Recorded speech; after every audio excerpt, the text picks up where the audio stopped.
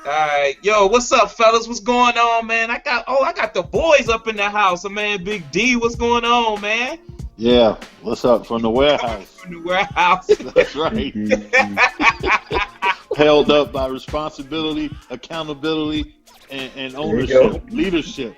It look like I got Brooklyn in the house, Ohio. I got ice water. What's going on, fellas, man? What's up, man? Shoot, you think man. of ice water, you think of integrity. That's how I live. I like that. Every Brooklyn, man should man. have a code. Hey, yo, Brooklyn. Hey, yo, Dolla, man. No hat today, man? No hat? Listen, we're keeping it corporate today. I see that. What nuts? Where the tie at, man? Wrong Yo, man. man. Got my man Jay Simmons in the house. What's up, Jay boy? Great to have you back. What's going Where you on? Been, man? Where you been? And been traveling, man. I was in Indiana, and then I was just up in Rochester, New York. I was at the Rock, Tory. I was at the Rock. What are you doing there? I don't even want to know. I had a customer out there, but I was thinking back to when we was in school, and one of our boys was saying he was from the Rock, and Tory was like, "Where are you from?" He said, "Where's the Rock?" He said, "Rochester, New York." Tory said, "Man, you upstate." Right. You in Canada. Right. He tried to make it sound cool by saying the Rock. Oh man. Hey yo, man, I wanted to get into your boy Tiger Woods, man. I'm just gonna shake my head to start out with like this. I don't even, you know what? I'm not even going to even get into the level of disappointment, and I don't know, man. Tory, I mean, man, hit me off with something, man. Make me feel better about this dude, man. Help me. Listen, I wish I could, man. As the resident golf expert here on the panel, that really only watches golf unless Tiger's in it. Tiger has been in the majors historically for, I guess, the last couple of years. He's been in there. You know, he has one, but he's been in there. So it's just enough to get your hopes up that he might be able to do something, take it back in time. But you know what I just realized over this weekend, man? I just got to come to the consensus. Listen, golf is a hard game. It's hard to dominate golf. And, you know, Tiger showed us in the sense that Michael Jordan did, where he set the standard. He's like, hey, if you win majors, that's the thing. I don't care about these other tournaments. Winning majors is what it's about. But Tiger's trying to change the PR. He's trying to change the message. Now the message is, well, I've won on tour. I've been, but I just haven't get over the hump. I don't want to hear that from Tiger. I want to hear Tiger say, I'm mad. I'm pissed that I lost this thing. I should have won. That's the attitude that I want to hear from Tiger.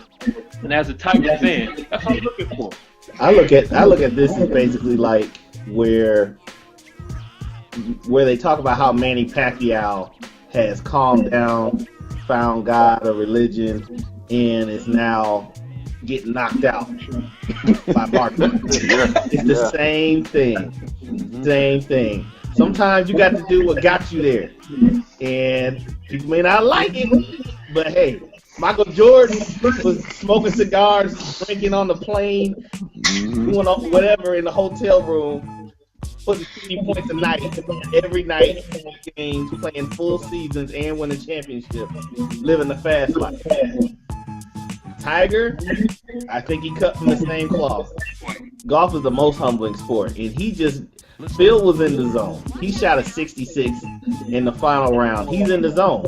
I mean, and plus you got to have some luck on your side. I mean, the second shot he had on 18, when it bounced twice, could have went in the pocket, and it rolled off. Yeah. And right by the hole. Yeah. That's some luck right there. If you go to somebody else, It's not the way to buck, you know what I'm saying? So hit the exact same shot. Yeah. Yep. So it's just one of them things where Phil got all the roles. Yo. Hey. Transformed into a white dude. I was about to say, man, what's going on in the warehouse over there, man? It's Tiger. Hey, calm down now. Calm down. I was trying to get a Tell Brooklyn calm down, man. Listen, first of all right, hey, golf. Number one, golf is the most skillful. And it's also the most boring sport to ever watch. I mean, honestly, I would rather watch two ants wrestle. Like, you got to be kidding me. Tiger, like you said, when Tiger was preying on women, he was doing fine, and that's great for Tiger. He's got to get back to that. That's what he got to talk about. Oh, that's what I'm talking about. You know, but like I said, but he's not right now. Time out. All right. That's what I'm saying. Tigers never changed that. So Tiger can't change is true. Now. That is true. That's I'm saying. Sometimes you got to do what got you. A Tiger doesn't change the stripes. Do what got you there. If that's what he got to do, then is that the best formula? He was doing plenty. Exactly. He was smashing the golf balls and smashing it off the course too. He was a professional skier right now. That's what he needs to do. That's Tiger got. Shout out. Regular people. Shout out to Tiger Woods. Shout out to Tiger Woods. Love who you love, man. Love everybody, Tiger. Love everybody. So I would love to start. I would love to switch topics. Hey, Ice Water, you crazy, man. Ice Water, are you loving what Tiger's doing right now, man? You know what? I watch golf about as much as I watch the Oprah Network, but exactly all the time. I'd rather play it than watch. Don't get me wrong. I really would. I'd rather play it than watch. I'm dying over here, man. I had to be honest. Right. Hey, but no. You know what I found disappointing from the weekend was the revelation that Phil Mickelson is 43 years old. That's I said it with a straight face. That dude is only 3 years older than I am, and he looked like he's 73. So that is disturbing. And that's all I got. Man, y'all boys are crazy, man. Hey, I know one thing that's nuts is that it's just for those, and you guys are old enough to remember. Remember David Duval? Yeah.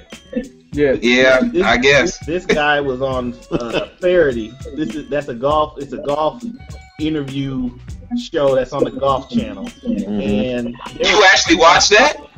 What'd you say? You actually watched the Golf Channel? Hey, man, that's up there. Where is that? Right beside Oprah. Mason is a different person. I don't know who I'm talking to. Prev. Hey, Prev. What number is that on the Dish Network? What the 1,000. 1,000. Talk about me now. Hey, yo, I'll be back. I'm gonna go check this real quick, Laugh man. now. Wait till y'all get into golf. I'm telling you. Wait till y'all get into golf. Laugh now. I'm too sophisticated for that conversation. Yeah, man. Yeah, man. You are. Goodness. Yeah, my integrity was slipping there, man. My integrity. Well, speaking of integrity, Ryan Braun, I mean, what was it? His apology. I mean, this has put a toll on my family. What, dude? What in the world? I mean, and you know, baseball, they're working together. I mean, they gotta be hiding something to just let this man go this easy, man. I mean, they say, 65 games is not easy. That man, something is going down real serious. That man agreed to just walk and say, hey, I'm gonna take this hit and go. I look at this as baseball is trying to not destroy a star that they have. Mm-hmm. And I think they're trying to save face from some of these owners and baseball teams and staffs and go, you can go down the line. For them to give this man 65 after he basically said that they were all full of you know what, and let this man negotiate a plea deal. There's people in the MLB offices that knew some stuff that didn't say anything. And that's what's sad about it. Now, and this guy that got drugged through the mud definitely better have a suit of a defamation suit going to Ryan Braun over this whole thing. Well, I wonder why he didn't file a suit already. Right. It may come out tomorrow, but with Ryan Braun, I mean, his whole career is done. Like we can't believe anything that he does or even has done. But Jay, he gonna still get paid. So he right, and he probably don't even care. He's still gonna get paid. No. Right, because baseball still was getting paid. I mean, like I said, that man ain't gonna get paid, and a lot of these cats are getting away. I mean, they're gonna take the hits if they know they're still gonna get the contracts. I mean, you know what I'm saying? So, well, the medium players over there sipping on the Earl Grey. The medium players are the ones that's taking the chances, and they're still getting money. So if I'm not a superstar, but I can get money for a short period of time, why not? Dolly has some tea there, man. Earl Grey, man. The Earl Grey. Okay. Gotta make sure the voice is right when I'm schooling y'all cats out here, man. Okay, get the school on. Teach me, brother. I'm telling you, man. I wish I could disagree with my sophisticated friend over here. But, Mr. Golf Channel. Yeah, Mr. Golf Channel. I hope he's not wearing, polyester pants and golf. Hey, I be the smoothest brother. Man. I'll be the smoothest brother out there, though. Be the smoothest brother out there, though. Hey, you gotta own it, man. You gotta own it. I love it. But I mean, I have to agree with a lot of what Jay said. I mean, it comes down to the money, like it always does in sports. And to be in terms of what I overall think about Ryan Braun, I think it's shameful that he only got off on message that's sent to baseball fans and to the youth that you can cheat, but you can still get paid. You know what I'm saying? I don't know what the total that he's losing for missing those 65 games, but he's guaranteed to make over 100 for the contract. I mean, where's the integrity in it? Where's the and to be honest with you, from the perspective of the legalities, not the street, when you sign a contract, you have to adhere to that contract. That's the rule of baseball. So what? You fell for the sucker deal, and now you're a sucker, and you gotta pay. So that's what I feel about it. Shout out to Aaron Rodgers, by the way, who won't come out publicly and acknowledge that he was an idiot. So put up there in support of this guy. Hey, Deon, you think Aaron Rodgers should pay up that bet, man? Yeah, you know what? I really do, man. Honestly, all he has to do is give a guy, one game check. I mean, he'll be done for the year. I mean, years, he'll be okay. All right, you know what I mean? For years, he'll be all right. But just to kind of piggyback some of that stuff. Well, here's the deal. All right, MLB, you got all of this stuff going on. You got steroids here. You got steroids there. You got a list of people. I got a litany of clients doing it. Whatever happened to the days of you play the game when you get in it and you get over and you can't make those home runs anymore. You can't knock it out the park. You can't scale the wall and get that ball before it goes out. What happened to that? Today is a different age, man. It's impossible for them to put the smash down on controlling that steroid use. These people want to play longer and at more and be in more demand. They want to play longer, they want to play harder and faster at an older age. When back in the days, we knew when a guy was getting old. We could tell his shot was off. Like basketball. When you stop driving the lane, you become an older vet. You lean on that jump shot.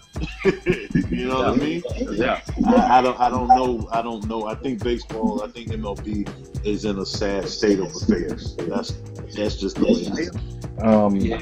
I think Jason had a good point, and I sort of drew the parallel. The old NCAA saying, they couldn't drop the hammer on Ohio State, so Toledo, watch out. Except this is kind of, I think it is a little bit in the reverse, because the elephant in the room on this isn't Ryan Braun, it's Alex Rodriguez. And, you let a young guy like Braun slide, if you will, when you just have the feeling that they really want to drop it on Rodriguez.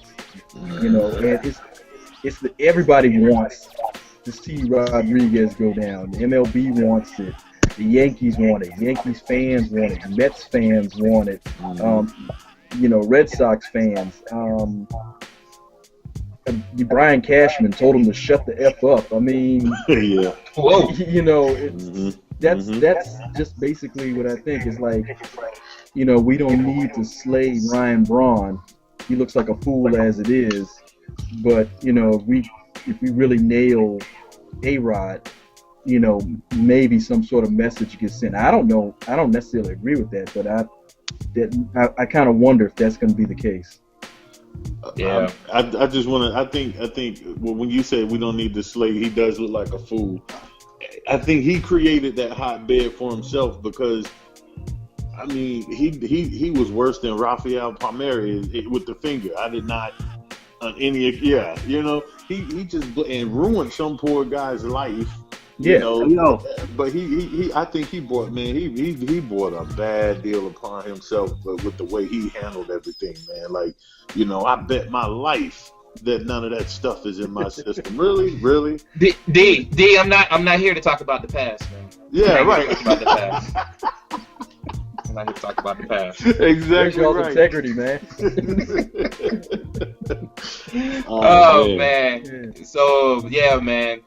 Something else interesting came up today, man. I was watching here on sports station, and Steve Spurrier was on there, and he was talking about possibly putting a program in that would give the athletes, the football players, like mini game checks. It's like $300 per game, and basically they could use that money to, you know, for whatever they want, or give it to their parents to manage, you know, for them. And basically every game they would get this money, and there would be some I forgot the total amount, and then they were talking about the other athletes as far as the other sports getting a certain amount as well. But you know, how do you guys feel about that? Well, first of all, I like to say that, you know, if we donate $1 every time we do our cash, it'll go to the warehouse, and then that way, you know, Okay. I can fix things up, get that fan going for, because Brooklyn, he don't like that fan in the back. But anyhow, I agree with Spurrier. I think that would be a great idea. Why not? I mean, you're making a ton of money off of these kids. You can't, you know, they can't get jobs. You can't even take a kid out to dinner without the NCAA picking and choosing who they want to go and go get, you know. And it will take away from some of the things like, you know, the Peter Ward. Was it Peter Ward? And the other receiver that played. Lavernius Yeah, right. You know, it you never know. Every little bit helps. We've all been in college, and we know. You know what I mean? Everybody's cabinet was full of ramen noodles, so we know it's hard. But I think that will help. Just saying, because they already get per diem. You already get per diem when you travel, which is like $45. Some schools it differs. Never like 100. You know, it may go up to 60. Then you get the Pell Grant. You know, but you got to wait 3 months. Seems like Christmas when that comes. So, you know, $300 after a game. Yeah, I think that's a good deal. The more this comes up, the more I think what's acceptable in the minds of people on one side of morality and not. And you saw that the NCAA ended their, I guess, their arrangement with EA Sports. And this ties into this. They can deny that it doesn't, but it really does. And you're saying the word exploitation. I'm all for ending the usage and likenesses of the players and making money off the jersey sales, the EA Sports. You know what? Everybody love NCAA, but guess what? That ain't right. If you can't pay them for that on the front end, they're talking about maybe doing it on the back end, but if you can't pay them for that on the front end, you shouldn't be doing that.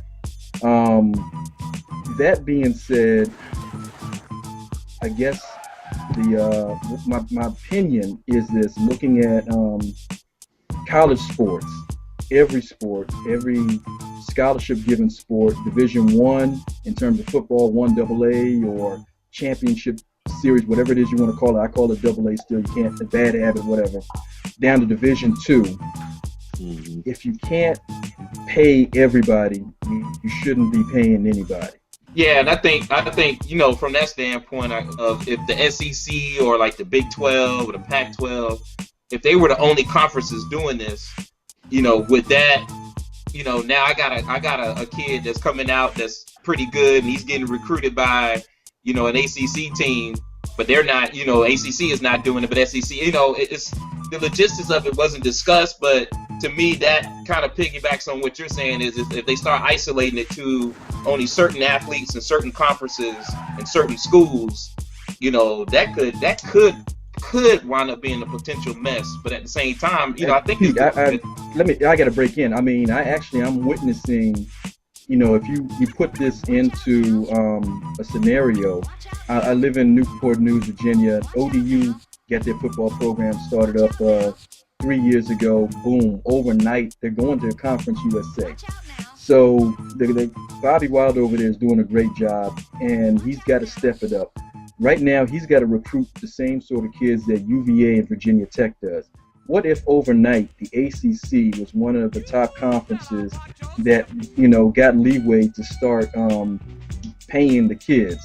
Now, all of a sudden, some kid, a local kid who was able to look at ODU and Conference USA on the same level in terms of just being Division I, television, bowl, whatever have you, they say, ODU was a viable prospect for that kid to sign with. All of a sudden it goes, oh, but they ain't paying. You know what I'm saying? And it's Virginia Tech or UVA. And I'm with you, Pete. I'm saying that could be kind of a mess. It's almost mercenary. I don't want to step on the other brothers over there, but I really just got to get this out. What you just said, Prev, okay, I get it. But now, listen. Some schools have a meal ticket, like a meal table. I'm sorry. You got perks of going D1, and you got perks that aren't there at D2, and then you have nothing hardly at D3. So, I mean, doesn't that mean that if I'm an athlete coming out, I need to work that much harder so I can get the attention of a D1 school, so I can get those perks and I can get to? That's a good point. You know what I mean? Yeah. I mean, I'm just saying, just to think about that, see what we say, how you guys feel about that. Well, I mean, you've been there, so yeah. I mean, that's why it's good to have that perspective on there. I mean, that's something you had to consider. Both of you brothers brought up good points. I look at it as, I think we could, I mean, let's be honest. The NCAA is a business, right? So they have enough money for everybody to get paid something. Yeah. Now, the Big Ten is set up where everybody gets even cut of the money at the end of the year. All other conferences can learn from that. And I'm not opposed to the women's programs getting paid more than the men's program. Let's be honest. UConn women, UConn women in University of Tennessee women bring in the money. Yes, they both have football teams, but who's been the longer staple of bringing in the money? The basketball program. So those girls. I don't know if that's the case with Tennessee. For UConn, Tennessee's changing because it's SEC. That's changing. Right, it's SEC, so it's changing. But they pass every Saturday. Right. That's changing now. But before it was Tennessee or with the women's program. So I think that it shouldn't matter what program is what. Whoever are the money makers of the program, those students, should get money, but the other programs should get money as well. But I think when the NCAA tries to act like we don't have enough money, I don't agree with that. And as far as the small schools, they should be able to give up some money too, because they are making money too. Division III, Mount Union in Ohio wins national titles like every year. That football program is nice. And those guys are busting their butts to try to make D1. But since they can't make D1 or D2, what do they get? They get grants, which replace scholarships so they can go to D3 schools. Now, I guarantee people knocking the door down to go to Mount Union to play football. So I think the perks can be done. It's just, does the NCAA have to accept that their amateurism, is basically more of a mini league? And I think that's what they need to accept. Like a semi-pro. It's a semi-pro. That's basically what it is. I hope y'all not having the same technical issues I am, but every now and then y'all just freeze up on me. But I heard the gist of most of your points, and I gotta say, listening to y'all brothers, I mean, it's interesting just getting your input. Growing up in the Northeast, we didn't really have traditions for football and that type of thing. But once I moved out to go to college out in the Midwest and settled in the South to live, I see how big college football is as a sport, and being in SEC, I know how much money is, in the game of college football. And it's essentially an amateur sport. It might be the third most popular sport in the country. But I think the issue that we all agree on is, how do you really come up with a system that you can put in place that works, that's not quote unquote messy, and it's easy to organize? And I think, to be honest, to get to that system, you have to start being honest in what college football is. College football is an amateur sport. It is professional sports. I mean, you're migrating all these dishes because they want a piece of the football pie. We need to take off the rose-colored glasses, all right? Rethink our morality and stop thinking about, these poor kids, this is an opportunity for them to get an education, and, scholarship is enough. We know that there's a ton of money out there. A lot of these kids, and I'm not going to say the majority, because the majority don't make it to the league, but the blue chip athletes, they're looking to go to the NFL. So we need to just be honest and say, all right, we're not giving you a scholarship. Maybe you're not even, we're technically a school. Like we employ a janitor, just like we employ other people that are staff, people that serve food. You're not a student athlete. You are an employee of the school. Like what Tory was saying is a good point, man. I know we're talking football. The question was about Spurrier and posing that, putting up the idea of paying the guys after the game. But what Tory was saying, think about it. What is Calipari sending? What message is he sending to those basketball kids? A one and done. That's a farm system. It's a farm. Yes. It goes to what he was saying. Tory was saying that, man. Like, so you can't tell me those cats go to class. Are you kidding me? Here for 1 year. Okay? Right. Just give me my dorm room. Right. What you gonna do, bail me? Right. What you gonna do? Right. Do we really think DeMarcus Cousins went to class? Yeah, come on. Right, exactly. Come on, man. Does he know how to spell his first name? Anyway. That's what he know how to spell. DeMarcus Cousins. That's all he needs to know how to spell.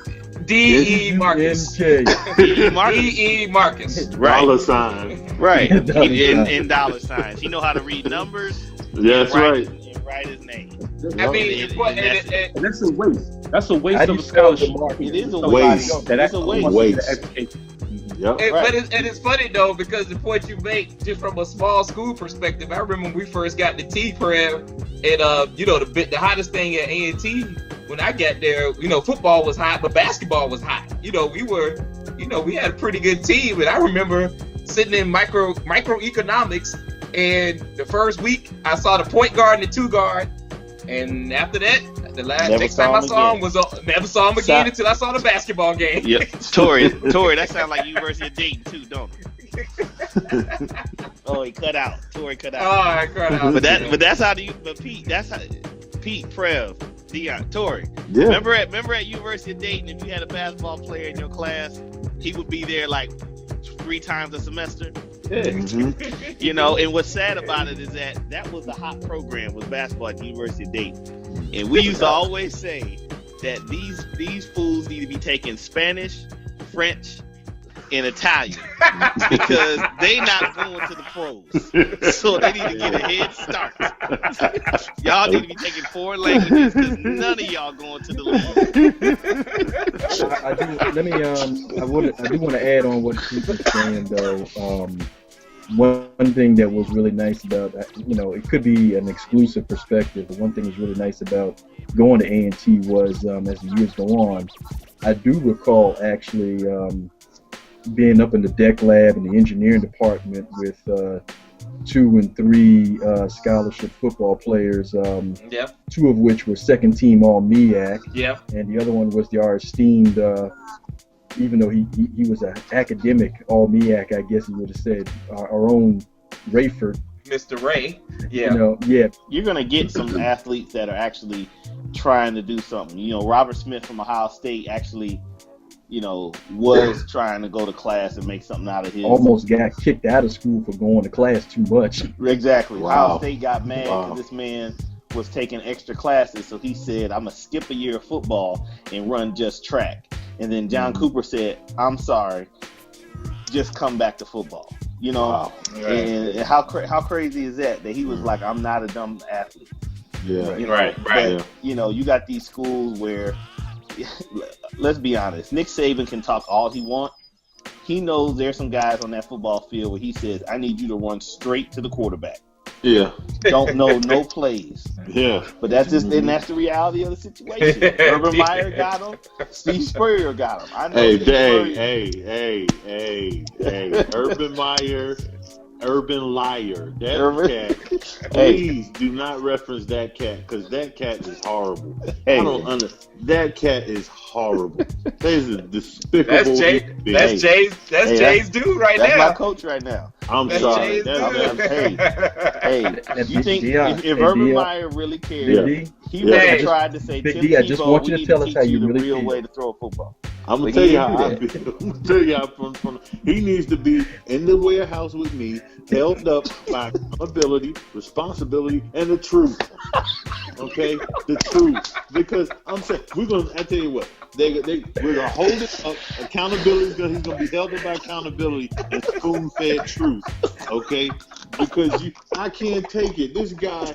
He goes and says, yeah, well, I think I need some time off. I'm a little sick and I need to see my family. They miss me. I got to get to my family.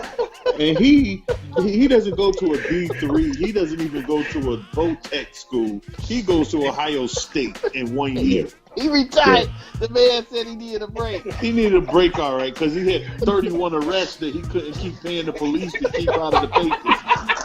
So it was affecting his health. That may be true, but he didn't know Jim Tressel was gonna get fired. Right. No one knew about that, but Tressel can come to the warehouse too. Hey, accountability, responsibility. Ohio State didn't even want to get rid of Tressel. They said, "Do we have to fire him?" The NCAA said, "Yes, you have to fire him." I guess I'll fire him. Wait a minute. Did he not have 2 altercations already with his kids at Ohio State? He kicked the leading rusher off the team already. And to be honest with you, Tiger does not change the stripes, man. Hey, people don't even. I guarantee they were like, "Are you sure you want to kick him off the team? Right. Are you really sure you want to do this?" Urban Meyer said, "Hey, I got the." Oh man. They said, "Y'all got us." Urban Liar, that cat, man. He's a despicable coach. Y'all crazy, man. Hey yo, we gonna end on that one, fellas, man. Hey, no, you good, man. Everybody good. We gotta end on that right there. My man Deon came back with a vengeance from the warehouse. Back with a vengeance. He paid the bill. This man said spoon-fed accountability. You have to spoon feed him the truth, man. I'm telling you, that's what it is. You need to come to the warehouse and get held up by responsibility, accountability, and we're gonna spoon feed you the truth. It builds character. We're gonna end this with some integrity. Yes. Man, just end it. It's over. Done. Peace out. See you guys next time.